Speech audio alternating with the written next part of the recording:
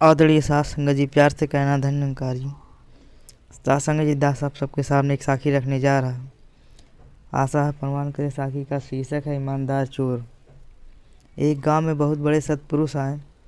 सभी ने उनके दर्शन किए। एक चोर को लगा कि मुझे भी इतने बड़े सत्पुरुष के दर्शन करना चाहिए, परंतु मैं तो एक चोर हूँ, उनके सामने कैसे जाऊँ। आखिर हिम्मत करके वह साधु महाराज के पास गया और दंडवत लेटकर बोला, महाराज प्रभु मुझ पर अनुग्रह कीजिए, मुझे उपदेश दीजिए। महाराज बोले, तू चोरी करना छोड़ दे। चोर बोला, दूसरा कुछ भी कहिए, मैं करने को तैयार हूँ। महाराज बोले, ठीक है, तू चोरी कर, परंतु हमेशा सत्य बोलना। चोर और सत्य बोलना यह कैसे संभव है? फिर भी ठीक है, साधु महाराज कहते हैं, जरूर मेरे हित में ही होगा। ऐसा सोच कर चोर ने महाराज का कहना खुशी खुशी मान लिया। एक बार रात का समय था, चोरी करने के लिए बाहर निकला।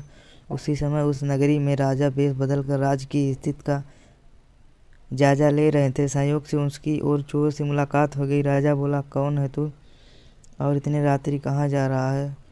चोर बोला, मैं चोर हूँ, राजमहल को चोरी करने जा रहा हूँ। राजा को आश्चर्य हुआ। सत्य बोलने वाला चोर वह पहली बार देखा रहा था।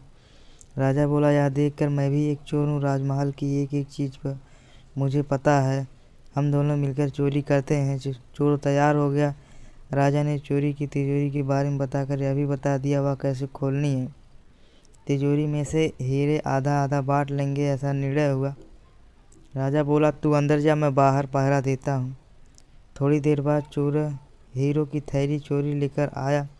राजा बोला, तू अब घर जाकर और थैली के आधे हीरे लेकर कल शाम को इस पेड़ के नीचे आ जाना। चोर घर गया। राजा ने छुप छुप कर उसका पीछा करते हुए उसका घर देख लिया।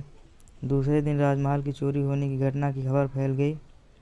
राजा ने प्रधानमंत्री को भेजकर जो वह चोरी हुई थी उसकी लिस्ट बनाने का कहा था। प्रधानमंत्री ने तिजोरी में देखा तो सब गहने, मोहर और राज सुरक्षित थे, सिर्फ हीरे की थैली गायब थी। प्रधानमंत्री ने सोचा, चोरी तो हुई है, क्यों ना यह कह दे कि हीरो के साथ साथ गहने भी चोरी हो गए। और प्रधानमंत्री के गहने चुपचाप रख लिए गए और लिस्ट में हीरो के साथ साथ गहने भी जोड़ दिए।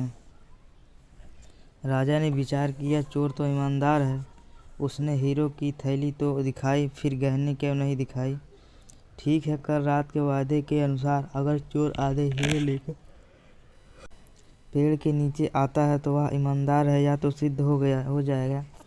वादे के अनुसार राजा वेश बदल कर पेड़ के नीचे खड़ा होकर चोर का इंतजार करने लगा। कुछ समय बाद चोर आ गया। थैली में कुल 100 हीरे थे। चोर उसमें से आधे हीरे लेकर आ गया। राजा ने गिनकर देखे, वो बराबर 50 थे।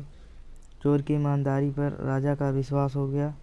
राजा ने चोर को राजमहल में बुलाकर सत्य बात बताई। चोर के साथ साथ स्वयं राजा भी था। यह समझाते ही प्रधानमंत्री का पसीना छूटने लगा। वह समझ गया अब उसकी चोरी पकड़ी जाएगी। राजा ने प्रधानमंत्री को ऊंची आवाज़ में पूछा, गहने कहाँ हैं? उस पर प्रधानमंत्री बोलता है, उसने चुपचाप गहने लाकर दे दिए।